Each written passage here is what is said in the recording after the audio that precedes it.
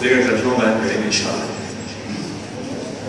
نحمده ونصلي على رسوله الكريم اما بعد اعوذ بالله من الشیطان الرجیم بسم اللہ الرحمن الرحیم۔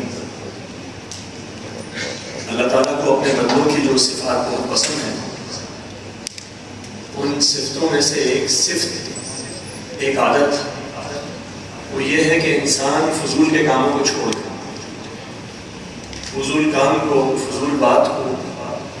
یا وہ چیز جو اس سے تعلق نہ رکھتی ہو، جس سے اس کا کوئی مطلب نہ نکلتا ہو، نہ دین کا نہ دنیا کا، تو وہ ایسے کاموں کو چھوڑ دے۔ حضرت ابو ہریرہ رضی اللہ تعالیٰ عنہ سے روایت ہے کہ رسول اللہ صلی اللہ علیہ وسلم نے فرمایا کہ آدمی کے اسلام کی خوبی یہ ہے، اسلام کی خوبی یعنی کہ اس کے اسلام میں پورا داخل ہونے کی ایک نشانی یہ ہے، ایک خوبی یہ ہے کہ وہ اس بات کو چھوڑ دے جو اس سے تعلق نہیں رکھتا۔ امام ابن قیم رحمہ اللہ فرماتے ہیں کہ نبی کریم صلی اللہ علیہ وسلم نے اس حدیث میں بہت ہی جامع بات ہمیں بتائی کہ ہر وہ چیز جس سے ہمارا تعلق نہیں ہے، جو ہمارے لیے بیکار ہے، اس کو چھوڑ دینا۔ اس کا مطلب ہے کہ بیکار بات کو چھوڑ دینا۔ اب اگر ہم کسی کی غیبت کرتے ہیں، جھوٹ بولتے ہیں، چغلی لگاتے ہیں، تو یہ سب بیکار کی بات ہے، ہمیں اس سے کوئی فائدہ نہیں ہوتا، تو اس کو بھی چھوڑ دینا پڑے گا۔ یہ جو ہم بڑی لمبی بحثیں کرتے ہیں سیاست پہ بیٹھ کے، اس کو بھی چھوڑ دینا پڑے گا۔ باقی معاملات کے اوپر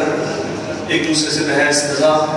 تو یہ سب چھوڑ دینی ہوگی آپ صلی اللہ علیہ وسلم کی اس حدیث کے مطابق۔ انسان نہ صرف ان کو چھوڑ دے، لیکن فضول کام کو، فضول ایکشن کو بھی چھوڑ دے، اور اس سے آگے بڑھے تو فضول سوچ کو بھی نکال دے۔ جو گھنٹوں بیٹھے ہم مختلف چیزیں سوچتے رہے، تو ہر وہ چیز، اللہ کے نبی صلی اللہ علیہ وسلم نے فرمایا کہ انسان کے اسلام کی خوبی یہ ہے کہ وہ ہر اس چیز کو چھوڑ دے جس سے اس کا تعلق نہیں ہے، جس کی اس کو ضرورت نہیں ہے۔ تو اب یہ ہمارے جسم کی حرکت ہو، ہماری سوچ ہو، ہمارے ظاہر میں ہو، ہمارے باطن میں ہو، ان تمام حرکات کے اوپر یہ بات لاگو ہوتی ہے، ہم اس کو چھوڑ دیں۔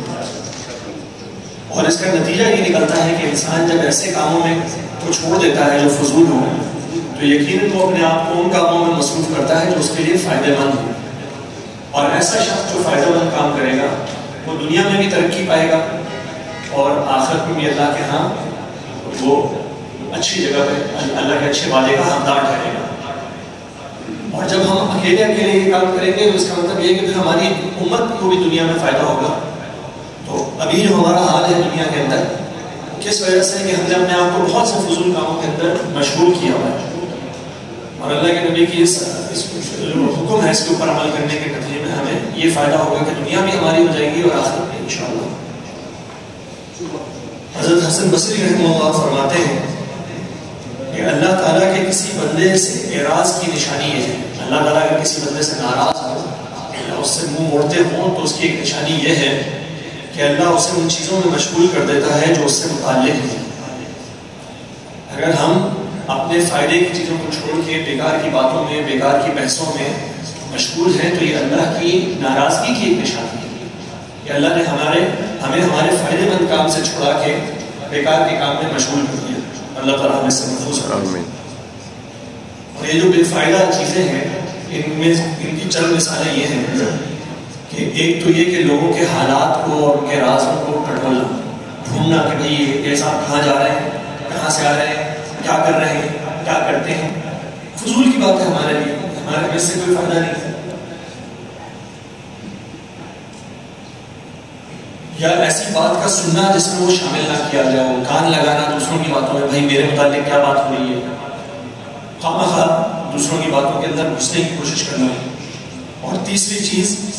کہ بغیر علم کے رائے دینا۔ آج کل ہر ایک کو یہ لگتا ہے کہ مجھے کچھ نہ کچھ ضرور کہنا چاہیے۔ وہ جو کارپوریٹ کلچر ہے نا، اس کے اندر یہ ہوتا ہے بھائی میٹنگ میں بیٹھے ہیں تو کچھ نہ کچھ کہیں تاکہ ہمارے بھی نمبر بڑھ جائے۔ وہی چیز اب ہم نے دین کے اندر بھی اور ہر چیز کے اندر ڈال دی ہے کہ ہم بیٹھے ہوئے ہیں، کسی محفل میں کوئی بات ہوئی ہے تو ہمیں اپنی بات بھی ضرور کہنی ہے۔ یہ بھی جو ہے وہ بری باتوں میں سے کنسیڈر ہوتی ہے۔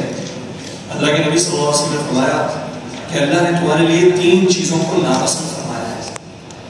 اور وہ 3 چیزیں یہ ہیں کہ فضول باتیں، جس کے اندر وہ سب آ گیا، غیبت بھی آ گئی، چغلی بھی آ گئی، اور کوئی بھی ایسی بات جس کا فائدہ نہ ہو، تو فضول بات اور مال کا ضائع کرنا اور سوال کا کثرت سے کرنا، سوال کا اس مقصد سے کرنا کہ جیسے جس کا جو جواب دینے والا ہے اس کو زج کر دیا جائے، اور سوال کا اس لیے کرنا تاکہ جو پچھلا جواب دیا گیا ہے اس پر عمل نہ کرنا۔